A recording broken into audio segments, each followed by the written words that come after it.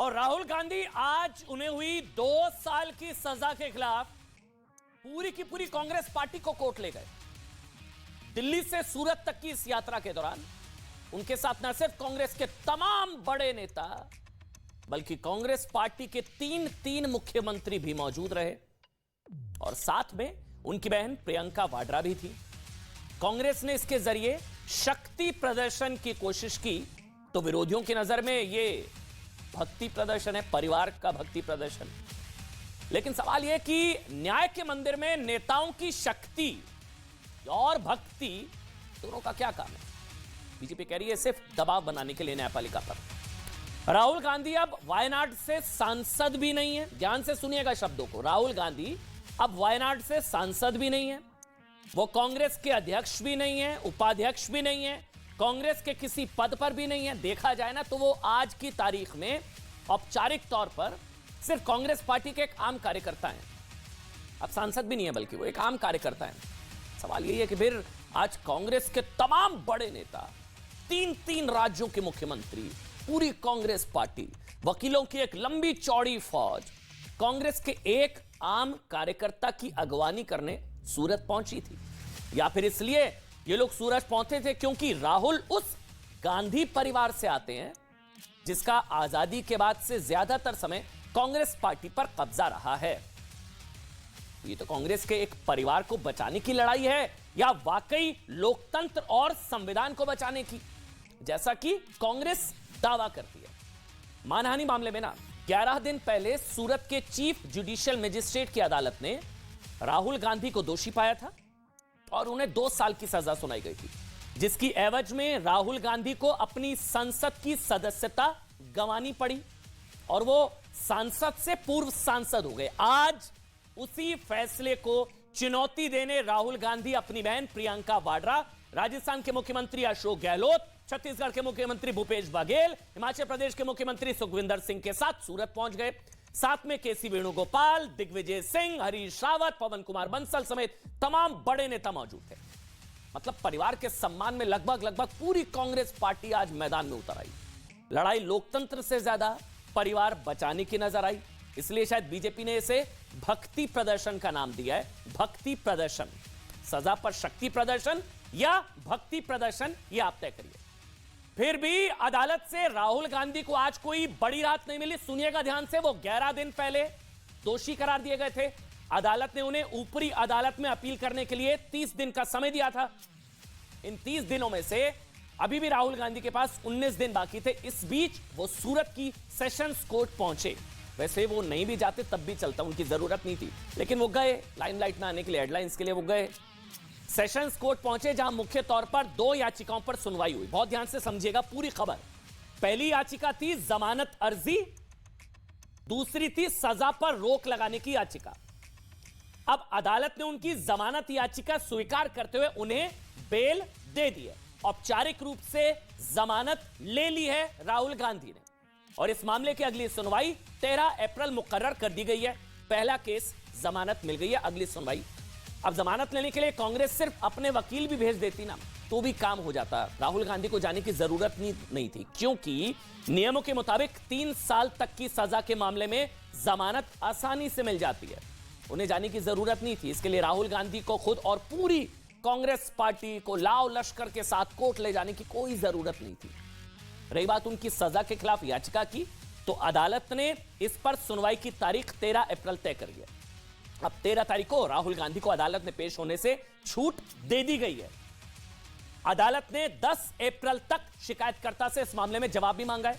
इस मामले में राहुल गांधी के खिलाफ शिकायतकर्ता बीजेपी के विधायक पुर्णेश मोदी हैं, जो कह रहे पिछड़े वर्ग का अपमान हुआ और सारे चोर मोदी क्यों, ओबीसी का अपमान राहुल गांधी ने किया, यह उनका आरोप।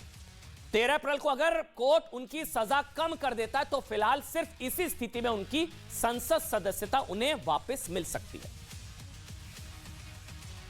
2 चीज़ों में कोई एप्लीकेशन के अलावा कोई आर्ग्यूमेंट का, कोई दलीलों का अवकाश नहीं था, हुआ ही नहीं। कोर्ट ने ऑर्डिनरी कोर्स में अपील एडमिट किया है और जमानत दे दी है। कोर्ट ने हमारी सुनवाई से एप्लीकेशन जो बेल एप्लीकेशन है वो मंजूर की है। 15,000 के उनके बेल मंजूर किए हैं और जो सेंटेंसिंग है उसको स्टे किया है। उनकी जो कन्विक्शन की जो एप्लीकेशन है स्टे के लिए उसको 13 डेट को पोस्ट किया है और 13 को उसकी सुनवाई होगी। 13 तारीख को राहुल गांधी जी को हाजिर रखने की मनाही की है कि वो नहीं आएंगे तो चलेगा। अब देखिए, कानूनी पहलू आपने समझा, इसका राजनीतिक पहलू समझिए। भरी दोपहरी कचेरी पहुंचकर कांग्रेस ने इतिहास में शायद ही कभी अपने किसी नेता को बचाने के लिए इतनी मेहनत की हो, अदालत के बाहर इतना शक्ति प्रदर्शन किया हो, आरोपों की भाषा में कहें तो शायद ही कभी इस तरह का भक्ति प्रदर्शन, परिवार की भक्ति वाला भक्ति प्रदर्शन किया हो। कुछ उदाहरण देते हैं आपको, समझिएगा इस खबर को। देखिए, राहुल गांधी ना अध्यक्ष हैं, अब तो वो सांसद भी नहीं है, लेकिन उनके लिए पूरी पार्टी समेत 3-3 राज्यों के मुख्यमंत्री आज सूरत पहुंचे। इसके विपरीत साल 2000 में एक अदालत ने भारत के पूर्व प्रधानमंत्री पीवी नरसिम्हा राव को वोट खरीदने के एक मामले में 3 साल की सजा सुनाई थी। लेकिन कांग्रेस ने तब ऐसा कोई शक्ति प्रदर्शन नहीं किया और भक्ति प्रदर्शन भूल ही जाइए, परिवार से ही नहीं थे और शायद पीवी नरसिम्हा गांधी परिवार से नहीं आते, इसलिए उनके लिए ऐसा कुछ नहीं हुआ। दूसरा उदाहरण, कर्नाटक में सारे चोर मोदी ही क्यों वाला बयान देकर 2 साल की सजा पाने वाले राहुल गांधी को बचाने के लिए आज कांग्रेस के बड़े नेता एयरपोर्ट से कोर्ट तक कतारों में खड़े नजर आए, 3-3 मुख्यमंत्री। लेकिन उसी कर्नाटक में ना राहुल गांधी से कई मायनों में बहुत सीनियर लीडर, कांग्रेस के वरिष्ठ नेता, कांग्रेस के प्रदेश अध्यक्ष डीके शिव कुमार को 2019 में ना ईडी करप्शन के मामले में गिरफ्तार करती है, तो कांग्रेस का कोई बड़ा नेता सड़कों पर उतरकर इतनी मेहनत नहीं करता, क्योंकि ये शक्ति प्रदर्शन वाला ऑफर जो है वो सियासी ऑफर संभवतः सिर्फ परिवार के लिए है। तीसरा उदाहरण, 2019 महीना मनी लॉन्ड्रिंग के एक मामले में कांग्रेस के वरिष्ठ नेता, भारत के पूर्व वित्त मंत्री राहुल गांधी से काफी सीनियर पी चिदम्बरम, वो भी 106 दिन जेल में बिताकर जमानत पर बाहर आए थे। 106 दिनों में कांग्रेस ने 6 दिन भी उनकी गिरफ्तारी का ऐसा विरोध नहीं किया। पी चिदम्बरम, डीके शिव कुमार, नरसिम्हा राव अदालतों में शक्ति प्रदर्शन नहीं किया, काले कपड़े पहनकर लोकतंत्र को खतरे में नहीं बताया। इसलिए सवाल यही है, जो लोकतंत्र सिर्फ राहुल गांधी की सजा से खतरे में आया, वो इन 3 मामलों में कभी खतरे में क्यों नहीं आया? लेकिन आज की तारीख में ना कांग्रेस के सिर्फ एक सामान्य कार्यकर्ता होने के बावजूद 52 साल के राहुल गांधी को बचाने के लिए कांग्रेस जितनी मेहनत कर रही है ना, उतनी कांग्रेस ने खुद को बचाने के लिए कर ली होती तो शायद वो 52 सीटों पर ना सिमट गई होती। नहीं, माफ कीजिएगा, 52 नहीं, 51 सीटों पर। हाँ, क्योंकि अब राहुल गांधी अपनी सीट कानूनी तौर पर गंवा चुके हैं, इसलिए 51 है वो नंबर।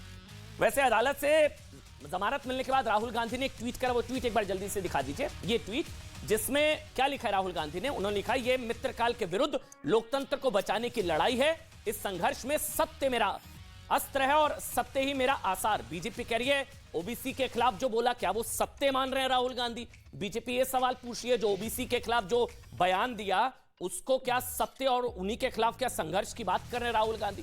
यानी कि राहुल गांधी सत्य की राह पर चलने की बात तो कर रहे हैं। ट्वीट राहुल गांधी का।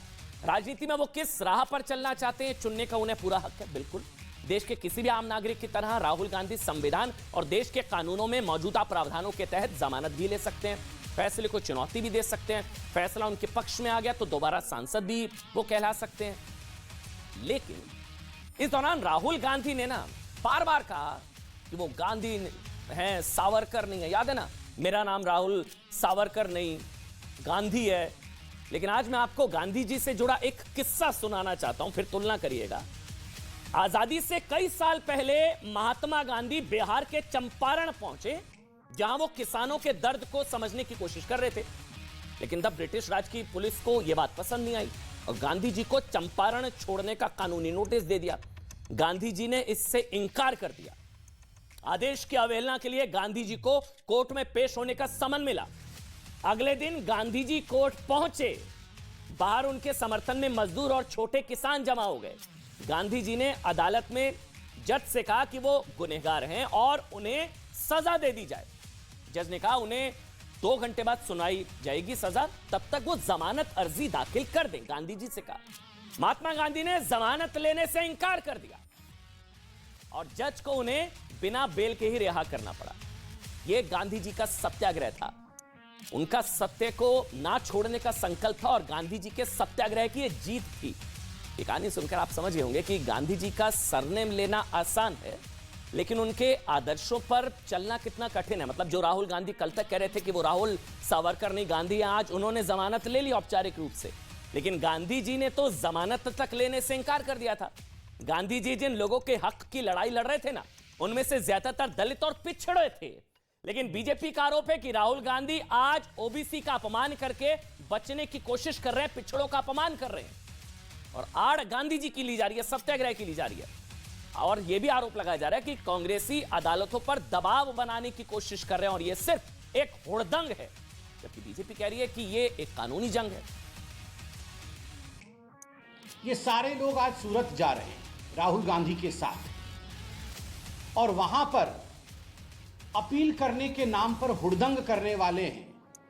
रास्ता रोको, नौटंकी करो, इस प्रकार का एक माहौल गुजरात में कांग्रेस पार्टी और राहुल गांधी जी का परिवार बनाने वाला है। आज राहुल गांधी जी को सूरत में आकर अपील करनी थी और बहुत सारे कांग्रेस के वरिष्ठ नेता, इंक्लूडिंग हमारे जैसे कार्यकर्ता, बिल्कुल आना चाहते थे अपने नेता के साथ। हमारे नेता के साथ बदसलूकी करी जा रही है, अन्याय किया जा रहा है, तो हम बिल्कुल उनके साथ हर कदम पर खड़े रहेंगे। इस पर भी भाजपा को आपत्ति है। अब कानूनी जंग है, हुड़दंग है, आप तय करिए भाई। लेकिन राहुल गांधी को बचाने के लिए आज आपने देखा ये शुरू की गई कांग्रेस की इस कानूनी जंग खत्म होने में अभी समय लगेगा, क्योंकि अब 13 अप्रैल को सूरत कोर्ट राहुल गांधी को इस सजा के मामले में सुनवाई करेगा। तो उससे एक दिन पहले यानी कि 12 अप्रैल को राहुल गांधी को सारे चोर मोदी क्यों वाले बयान से जुड़े मानहानि के ही एक मामले में पटना की अदालत में भी पेश होना है। एक और आ गया मामला, पटना की अदालत में भी पेश होना है। उन्हें खुद अदालत में पेश होना होगा। यहां तो पेश नहीं होना था, फिर भी पेश हुए, वहां तो पेश होना पड़ेगा। देखेगा पेश होंगे नहीं होंगे। इस मामले में भी राहुल गांधी फिलहाल जमानत पर है। इसके अलावा एक और केस आ गया, सुनिएगा।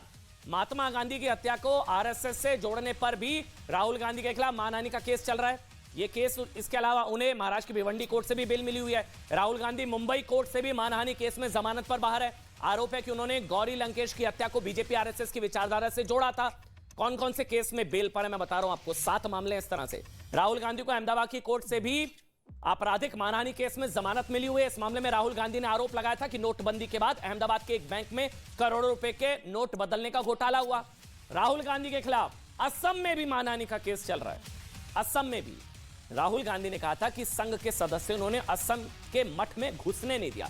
इस बयान पर भी मानहानि के, मतलब मानहानि के मास्टरी कर लिया शायद राहुल गांधी जी ने। इतने मानहानि के केस है। इस मानहानि केस में भी उन्हें जमानत मिली हुई है। इसके अलावा नेशनल हेराल्ड केस में भी राहुल गांधी जमानत पर है।